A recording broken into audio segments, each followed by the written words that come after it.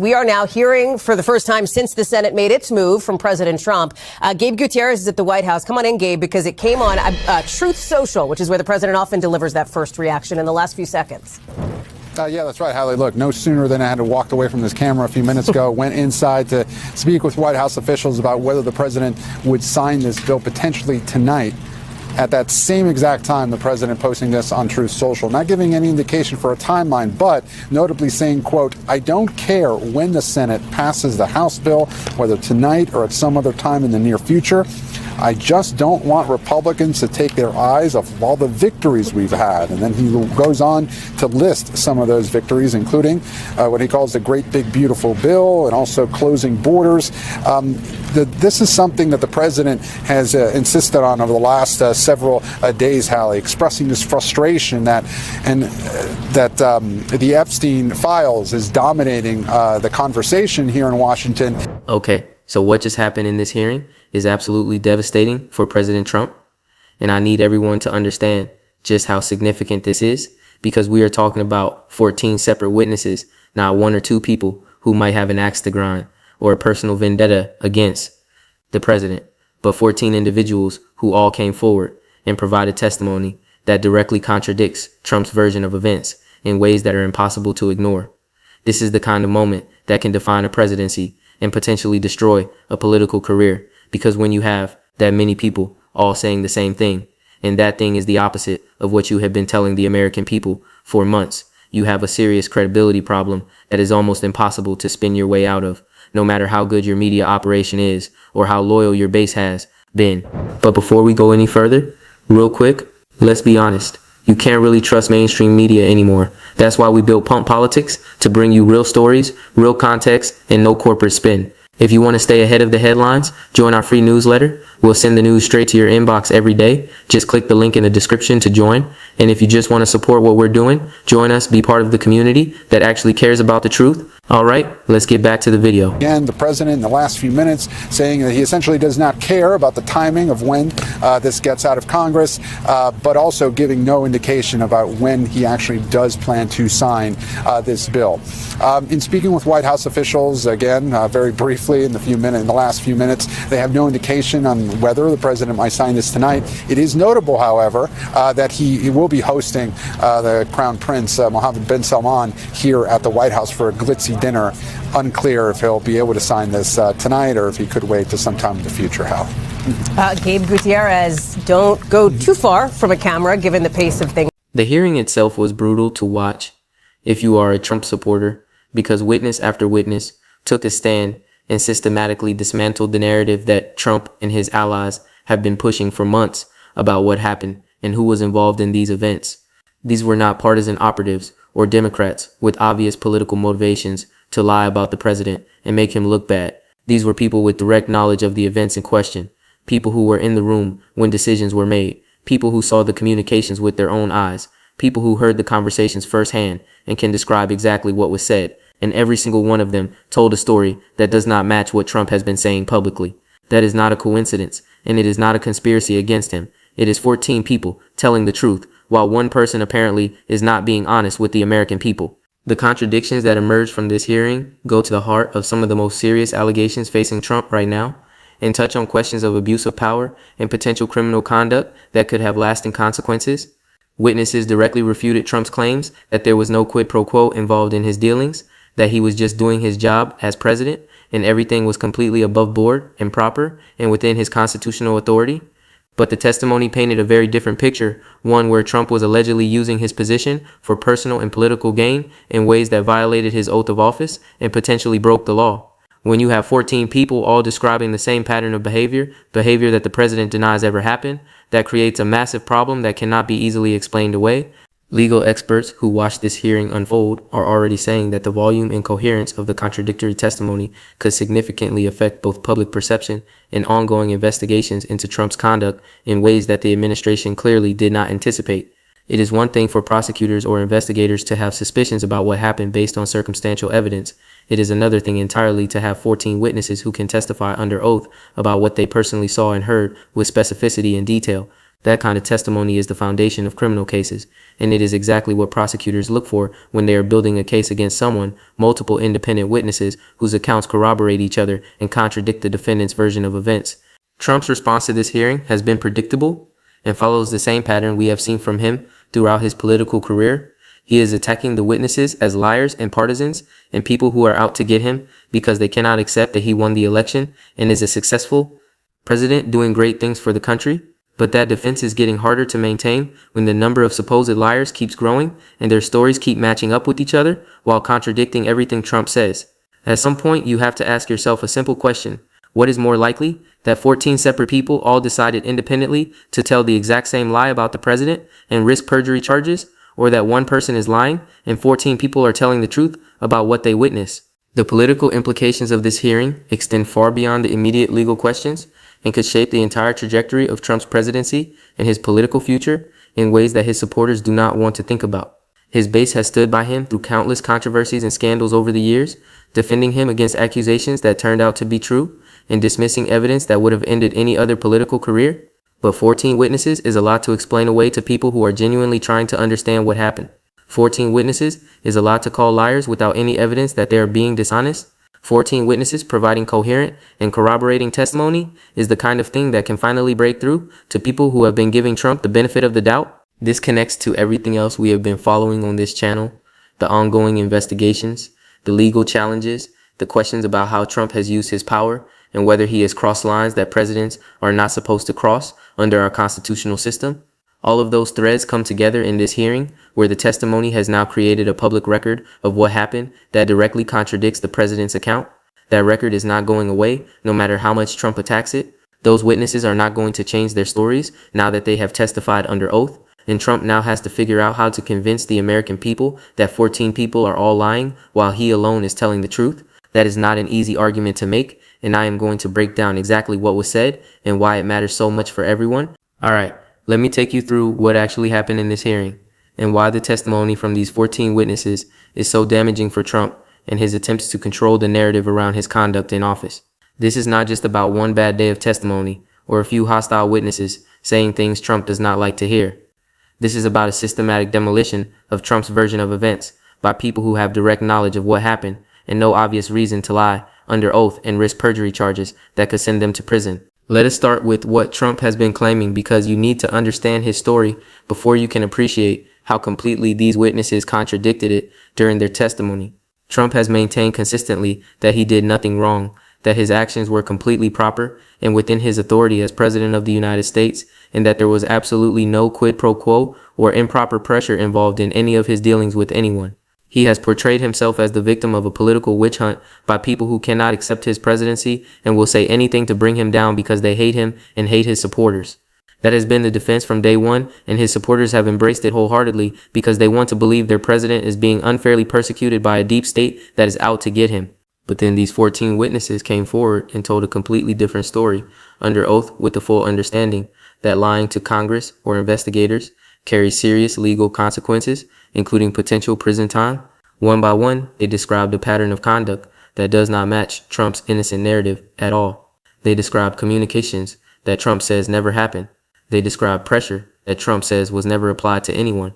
They described arrangements that Trump says were never made, and they did so with specificity and detail that suggests they are not making things up, but rather recounting what they actually witnessed with their own eyes and ears in real time as events unfolded. The testimony regarding quid pro quo was particularly damaging because that has been one of Trump's most emphatic denials throughout this entire controversy. He has said over and over again that there was no quid pro quo, that he never conditioned anything on getting what he wanted, and that anyone who says otherwise is a liar who is part of the conspiracy against him. But witnesses directly contradicted this claim, describing situations where Trump's desires were made absolutely clear to everyone involved and where official actions were explicitly or implicitly tied to getting those desires fulfilled.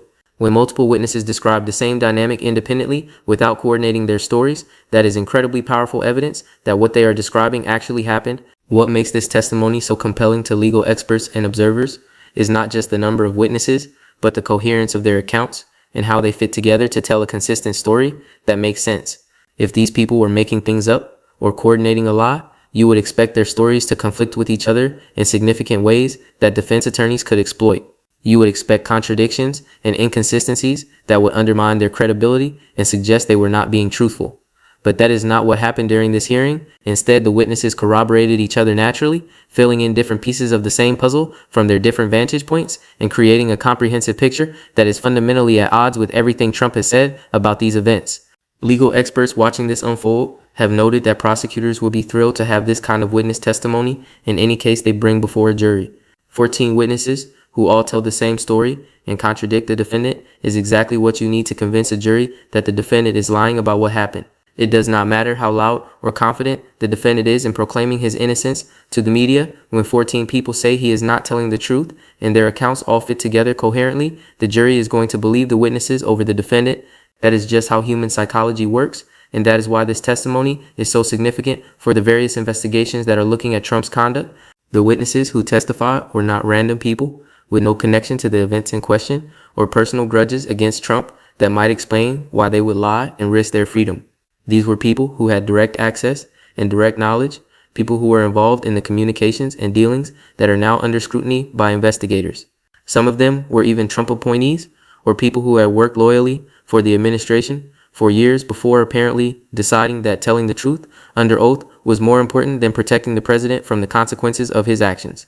When people like that come forward and contradict the boss, it carries enormous weight because they have no obvious incentive to do so and every reason to stay quiet. Trump's strategy of attacking the witnesses individually has not been effective because there are just too many of them to credibly dismiss as liars or partisans with an agenda. If one witness contradicted Trump, you could maybe argue that person has an axe to grind and should not be believed. If 2 or 3 witnesses contradicted Trump, you could suggest some kind of coordinated effort to frame him that should be investigated. But 14 witnesses all telling consistent stories that contradict the president, that is not a conspiracy, no matter how much Trump wants his supporters to believe it is. That is what reality looks like when someone in power is not telling the truth about their conduct and the people around them finally decide to speak up. The political dynamics here are also important to understand because this hearing did not happen in a vacuum. It happened in a context where Trump's credibility was already under strain from multiple scandals and controversies that have plagued his administration. Each new revelation, each new witness contradicting his claims adds to the cumulative weight that is pressing down on public confidence in Trump's honesty and integrity. At some point, that weight becomes too much, and even supporters who have been willing to give him the benefit of the doubt start to have second thoughts about whether they can trust what he says. We may be approaching that point now, with 14 witnesses all saying the same thing. The implications for ongoing investigations cannot be overstated because this testimony creates a roadmap for prosecutors who are looking at potential criminal charges. They now have 14 witnesses who can be called to testify in court proceedings. 14 people who have already gone on record contradicting the president's account under penalty of perjury. That is an enormous resource for any prosecution team, and it significantly increases the legal jeopardy that Trump faces as these investigations continue to move forward. His attorneys have to be very concerned about what this testimony means for their client's exposure. All right, let me break down the key elements of this hearing and what it means for Trump going forward, because there is a lot to process here, and I want to make sure you understand exactly why this matters so much for the president and for the country as these legal and political battles continue to unfold in the coming months and potentially years. Point number 1, 14 witnesses testified during this hearing, and every single one of them provided accounts that directly contradict Trump's version of events and undermine his claims of innocence in fundamental ways. This is not a case of he said, she said, where you have one person's word against another and nobody knows who to believe. This is 14 people all telling the same story, a story that is fundamentally different from what Trump has been telling the American people for months. The sheer number of witnesses makes it extremely difficult for Trump to dismiss this as a partisan attack or a coordinated lie, because that would require believing 14 people all decided independently to commit perjury and risk prison. Point number 2. The testimonies highlighted specific contradictions related to Trump's dealings and communications, particularly around politically sensitive issues where the president has claimed repeatedly that he did nothing wrong and was just doing his job. Witnesses described pressure being applied to people who did not want to comply, arrangements being made that benefited Trump personally, and conditions being set that Trump has denied ever existed. The specificity of these accounts and the way they corroborate each other strongly suggests these witnesses are telling the truth about what they personally observed. Vague allegations can be dismissed, but detailed testimony from multiple independent sources is much harder to explain away. Point number 3, some witnesses directly refuted Trump's claims that there was no quid pro quo or wrongdoing involved in his conduct as president.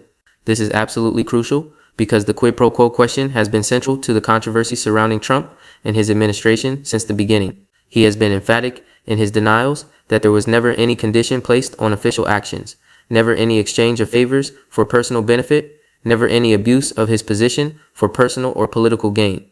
But witnesses described exactly that kind of conduct in vivid detail, describing situations where Trump's desires were communicated clearly to everyone, and where fulfilling those desires was explicitly tied to receiving official benefits. Point number 4. Legal experts have noted that the volume and coherence of contradictory testimony could significantly affect both public perception and ongoing investigations into Trump's conduct in ways that create serious legal exposure. When prosecutors have 14 witnesses whose accounts match up perfectly and contradict the target of their investigation, that is an incredibly strong foundation for building a criminal case. The consistency of the testimony makes it much more credible than any single witness would be alone, and creates serious legal jeopardy for Trump that his attorneys will have to address in court proceedings. Point number 5. The witnesses who testified were not random critics or political opponents with obvious motivations to lie about Trump and destroy his presidency. These were people with direct knowledge of the events in question, people who were in the room when decisions were made, or on the calls when instructions were given, or involved in the communications that are now under scrutiny. Some were even people who had worked for Trump loyally and supported his administration enthusiastically before apparently deciding that telling the truth under oath was more important than protecting the president. That kind of witness is particularly damaging because they cannot be easily dismissed as partisan hacks. Point number 6.